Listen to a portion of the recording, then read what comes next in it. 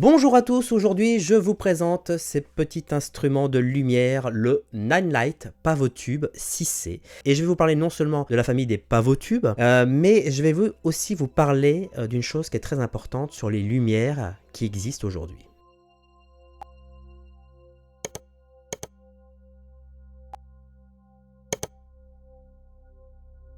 Tout d'abord, je remercie InPort de m'avoir fait cadeau de ce petit projecteur très simple. Alors au début, je pensais que c'était un petit cadeau personnel, mais en fait, je me suis aperçu que les autres influenceurs de la vidéo en avaient reçu. Hein. Tiens, j'ai reçu un cadeau, regarde. Ah, ça, c'est un autre fabricant. Est-ce qu'on peut dire que c'est un bébé Astera, ça? J'ai reçu ça ce matin. Dire que c'est un bébé Astera. Voilà, mais merci InPort, merci Gaël. Je vous invite à aller voir leur site internet où il y a plein de matériel et surtout plein de projecteurs qui sont super intéressants parce qu'ils ont le mérite de faire une véritable sélection sur ce qui est vraiment bien et ce qui est moyennement bien. Voilà, alors aujourd'hui, je vais vous parler du Pavotube 6C. Alors, pour vous parler du Pavotube, déjà je suis personnellement et sur les tournages très intéressé par l'utilisation de ce genre de projecteurs, que ce soit des Pavotubes ou que ce soit sur des projecteurs plus haut de gamme comme les Astera Titan, qui en fait font le même principe, sauf que bon évidemment c'est pas la même gamme de prix, quoi. Ce que j'aime beaucoup, c'est notamment ces projecteurs qui sont auto-alimentés, ça veut dire qu'ils comportent une batterie interne et qui sont totalement indépendants. C'est plutôt utile parfois sur des tournages de gagner du temps à ne pas tirer forcément une ligne, même si on sait que les projecteurs à LED aujourd'hui consomment pas grand chose, mais c'est quand même rapide à être utilisé. Alors, puisque je parle de ce genre de projecteur, je vais aussi en parallèle parler d'un projet que j'ai fait et que beaucoup on m'a souvent sollicité pour que j'en parle sur cette chaîne, qui est le Talisman, qui est un des projets qui est une série de Norman qui a été réalisée par Ludovic, où j'ai éclairé principalement avec ces genres de projecteurs. Alors c'était des Astera Titan, mais j'aurais pu faire la même chose avec les Pavolight, ou les Pavotubes, pardon, de chez Nine Light, qui sont totalement, on va dire, qui sont identiques sur ce genre d'utilisation. Je voulais vous dire aussi que ce genre de projecteurs, comme je l'ai dit, sont très rapides d'utilisation, puisqu'en fait, tu les accroches facilement, ils peuvent être très facilement accrochables au plafond, et tu gagnes un temps fou du fait qu'ils soient auto-alimentés, parce que souvent, c'est vraiment pas une chose qu'on se rend compte, mais on gagne un temps fou, parce que c'est toujours non pas l'accroche du projecteur qui prend du temps, mais son alimentation. En gros, j'adore parce que je gagne encore 2 fois plus de temps pour faire ma lumière sur de la fiction. Donc c'est un gain de temps et c'est donc précieux de gagner son temps sur un plateau, comme tout le monde pourrait le dire, qui font de la fiction. Donc ça permet de s'accrocher, on peut les accrocher avec du gaffeur, avec des élingues, avec des petites accroches, flop à fond, etc. etc. Et c'est ultra rapide. Avec ce petit modèle là, qui fait à peu près, on va dire 20-30 cm, moi on m'a donné ça, avec, voilà, qui sont des petites plaques de fer. Voilà. Pourquoi? Parce que en fait, ici sur les côtés, vous voyez que là c'est un côté, on va dire arrondi, et là vous avez des 3 petites arêtes, et en fait on s'aperçoit que c'est aimanté. Vous voyez, je le pose là, tac, voilà, ça s'aimante tout seul, voilà, et on se dit mais alors à quoi ça peut servir? Et en fait, alors j'ai pas fait l'expérience encore parce que malheureusement je n'ai pas de rouleau de gaffeur avec moi et je suis enfermé, donc je ne peux rien faire, mais on s'imagine que ces petites plaques de fer, vous pouvez les mettre derrière un bout de gaffeur large, hein, les 5 cm de largeur, et les coller au mur, voilà, et ça vous permet d'avoir des accroches puisque le projecteur lui-même est aimanté et ça permet de s'accrocher à ces accroches. Donc vous pouvez les mettre derrière un morceau de gaffeur, accroché à n'importe quoi, et ça vous permet donc de pouvoir accrocher le projecteur au plafond, etc., même si vous n'avez pas d'accroche. Alors je n'ai pas forcément essayé, mais j'imagine que vu le poids du projecteur qui est relativement quand même du plastique, ça peut fonctionner en termes de poids, quoi. Alors après, qu'est-ce qu'on retrouve à l'intérieur? Alors on a un menu qui est quand même vachement sympa, qui est ultra simplifié. Je trouve qu'il est plus simplifié que les anciens Pavotubes. On a une chose qui est vraiment agréable, qui n'était pas sur les anciens, c'est qu'il y a l'affichage de la batterie. Alors qu'avant il fallait aller dans le fin fond des menus pour aller chercher, pour voir à combien de pourcents était la batterie. Ici il y a un petit symbole sur le, bon on le voit pas, mais il y a un petit symbole où on voit donc le niveau de batterie. Et ce niveau de batterie à côté, il y a le nombre d'heures d'autonomie. Et en fonction de la puissance que vous l'utilisez, donc si vous l'utilisez à 100% ou à 25% ou à 50%, vous avez un aperçu en temps réel du délai, du temps que vous pouvez l'utiliser. Donc là par exemple j'ai un projecteur qui est utilisé ici à 3% et donc là il me présente pratiquement 9 heures d'autonomie, alors que si je le mets à 100% à full, donc je mets le dimmer à 100%, et bien là il me dit carrément en temps réel que je n'ai plus que 90 minutes d'autonomie. Après, le menu est très très simple et je trouve même encore plus simple puisqu'on a plusieurs modes. On a le mode couleur, on a le mode blanc et petit plus, c'est que dans le blanc, on a la possibilité de régler la teinte colorimétrique, c'est-à-dire qu'on a la possibilité de rajouter du magenta ou du vert. Donc c'est assez pratique si par exemple vous avez envie de reproduire le fluo dans une cave, vous savez le fluo un peu cyan, un peu dégueulasse, et bien vous avez la possibilité de le faire. Et puis on a une température de couleur qui est très vaste parce que ça va de 2700 Kelvin à 7500 Kelvin. Donc c'est quand même vachement bien. Et puis on retrouve évidemment plein de petits effets, mais ça vous en avez l'habitude. Les effets de flash, les effets de police, les effets de boîte de nuit, de feux d'artifice, etc. Et on a un effet qui est vachement bien, on le connaît bien, hein, c'est l'effet en fait effet bougie, effet télé. Mais vous avez la possibilité de choisir déjà la température de couleur. Donc si vous le mettez plus dans les 2007, vous allez imiter un effet de cheminée ou un effet de bougie.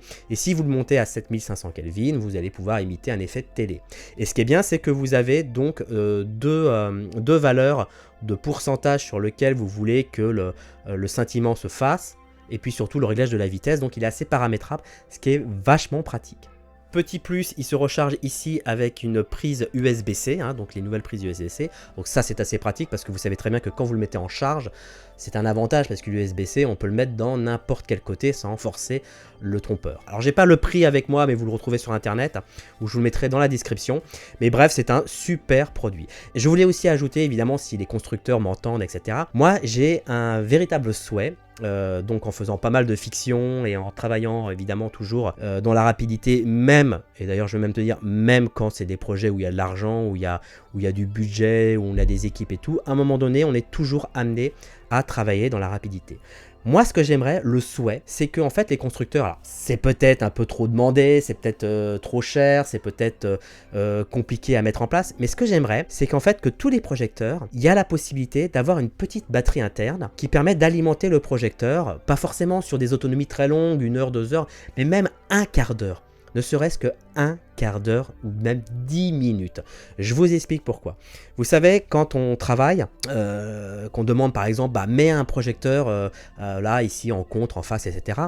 Toi, la première chose en tant que chef-op que tu attends, c'est évidemment que le projecteur s'allume pour voir si l'effet fonctionne, si ça marche, si c'est pas trop fort, si c'est le bon projecteur, etc., etc. Et on sait, comme je l'ai dit tout à l'heure, que ce qui prend le plus de temps, c'est l'alimentation du projecteur, c'est-à-dire de tirer un câble, d'aller chercher une prise, etc. Ça prend du temps, même si on est sur des petites lignes 16 ampères pour alimenter de la LED, ça prend du temps. Donc ce qui est bien sur ce genre de projecteur, c'est qu'évidemment ils sont auto-alimentés, et ce qu'on fait, c'est qu'on l'allume, et tout de suite on voit immédiatement l'effet que ça donne. Et puis éventuellement après, si on sait que la séquence va durer plusieurs heures, on peut après les alimenter via secteur, via un convertisseur, ou si c'est les Astera, via une alimentation externe. Mais on a la possibilité d'avoir tout de suite le rendu.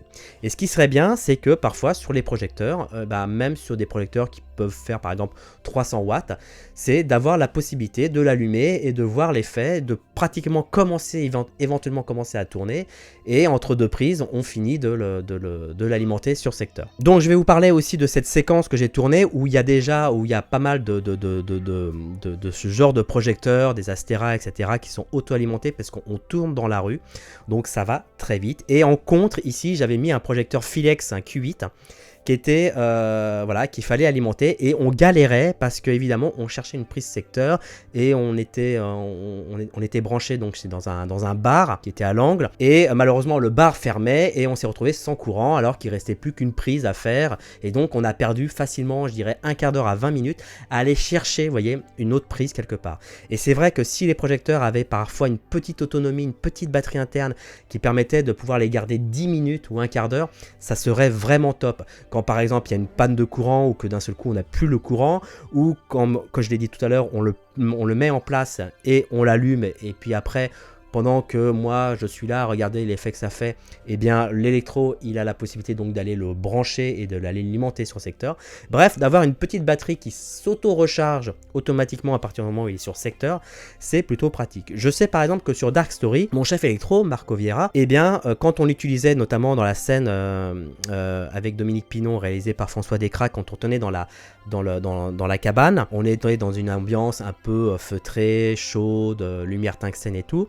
J'ai utilisé pas mal de fois des Aladins et en fait j'ai vu que vous savez, entre chaque plan il faut vraiment être très rapide pour changer sa lumière, il faut avoir maximum 5-10 minutes et que majoritairement mon chef électro les a utilisés sur batterie parce que ça allait plus vite pour les déplacer, les alimenter, et quand ils étaient un peu au plafond, etc., c'était beaucoup plus rapide de les utiliser sur batterie. Alors c'est pas forcément la meilleure des choses parce que malheureusement c'est arrivé plus d'une fois que la batterie, au bout d'un moment, pouf, elle s'éteint et éventuellement, évidemment, ça s'éteint pendant une prise, donc c'est plutôt désagréable si à chaque fois pouf pouf pouf les projecteurs s'éteignent.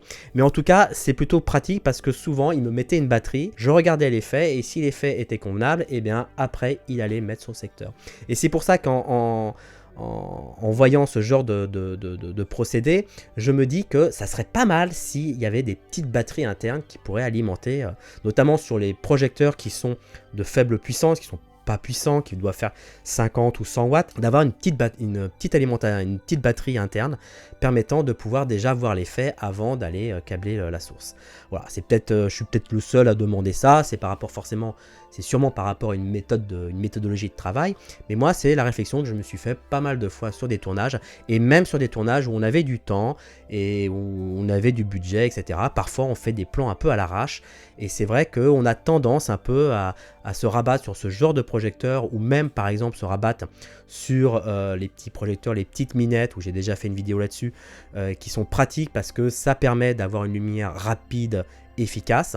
Donc tous ces petits projecteurs qui sont faciles à dégainer, qui sont faciles à mettre entre deux prises, ouais, je dis bien entre deux prises parce qu'on le prend, hop, on l'alimente et on le place, c'est toujours un bonheur. Voilà. Alors dans la rubrique Pavolite et la rubrique Nine Light, on a carrément les grosses sources qui sont très très puissantes parce que bon, évidemment là vous avez le 6C, mais vous en avez plein, hein. Vous avez le 15, le 30 je crois, et vous en avez plusieurs de plusieurs dimensions. Vous avez les gros, les Let Go qui font 180 watts, qui ont une puissance extraordinaire, qui sont très très très très très puissants et qui permettent donc de faire de l'éclairage.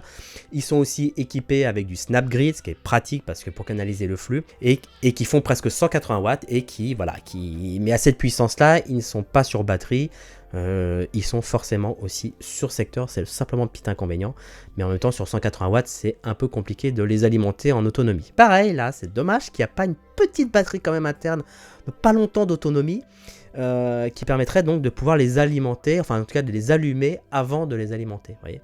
Je suis plutôt dans ce sens là, c'est-à-dire les allumer et ensuite les alimenter plutôt que les alimenter et les allumer.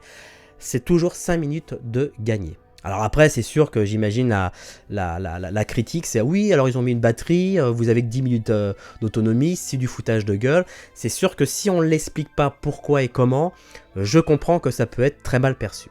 Je vous remercie de m'avoir suivi, je vous dis à très vite, abonnez-vous, la petite cloche, les commentaires si vous avez des questions pratiques ou techniques là-dessus, et je vous dis à bientôt, ciao!